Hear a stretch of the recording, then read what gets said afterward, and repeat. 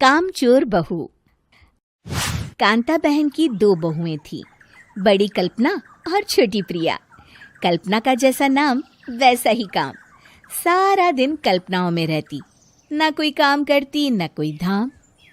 अरे कल्पना बहू, जरा अच्छी सी चटनी पीस दे, आज कुछ मजेदार खाने का मन है। पेट में जलन हो जाएगी माँ जी बुढ़ापे में, और वैसे भी मेरा काम करने का वक्त शाम का है, अब प्रिया को ही बोल दो। इतना कहकर कल्पना वहां से चली जाती है। कांता कल्पना के ऐसे रवैये से काफी परेशान रहती हैं। मैं बना देती हूँ माँ चटनी। ऐसा बोलकर प्रिया माँ को चटनी बनाकर प्लेट में खाने को देती है कि तभी वहां कल्पना आ जाती है। अरे वाह चटनी, जरा चक्कर तो देखूं, बड़े दिन हो गए। अरे नहीं बहू, तू तो रहने ही दे चटनी खाना, पेट में जलन हो जाएगी।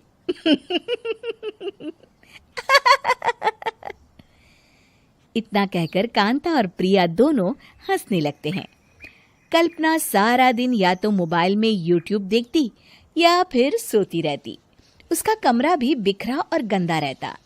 एक दिन कल्पना का पति अशोक उससे कहता है, अरे कल्पना, जानवर भी उस जगह को साफ कर लेता है जहां वो बैठता है, तुम तो इंसान हो, कैसे इतने गंदे कमरे में रह लेती हो?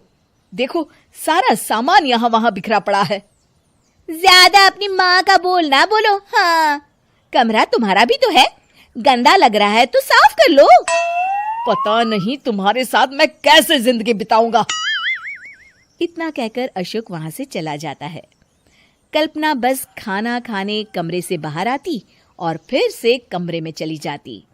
इससे कांता बहन काफी परेशान रहती।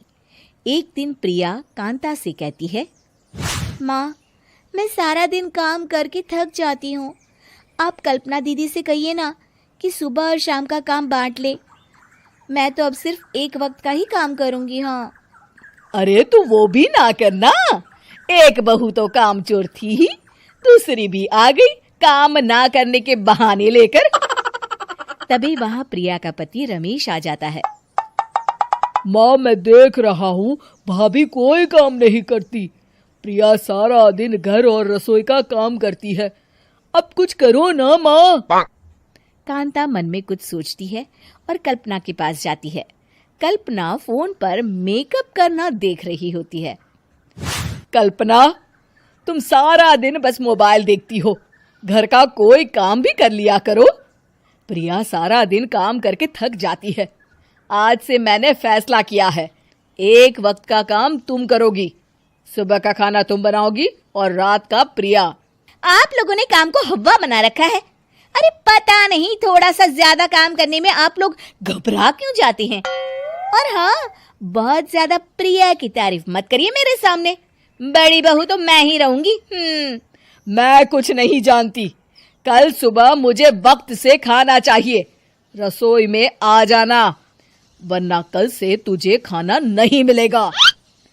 अगली सुबह कल्पना रसोई में नहीं आती है। वो देर से सोकर उठती है और बाहर आकर कहती है,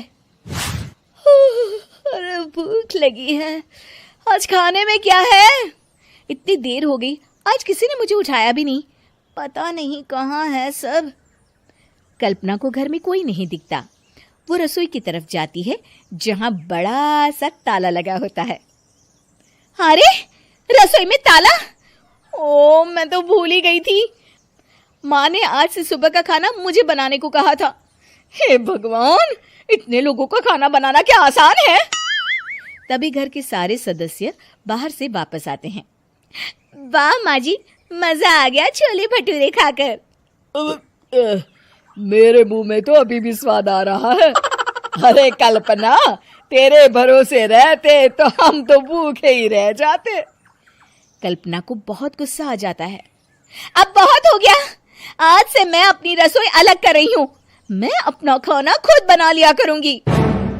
कल्पना अपनी रसोई अलग कर लेती है, पर आए दिन उसका देर से उठना और काम न करने की आदत से वो भूखी ही रह जाती थी। उसी के सामने घर के लोग अच्छे अच्छे पकवान खाते और कामचोर कल्पना को जैसे तैसे ही खाना बनाकर खाना पड़ता। पर एक दिन तो हद ही हो गई। माँ, दीदी आज सुबह से कमरे से बाहर नहीं निकली, हमें जाकर देखना चाहिए। सो रही हो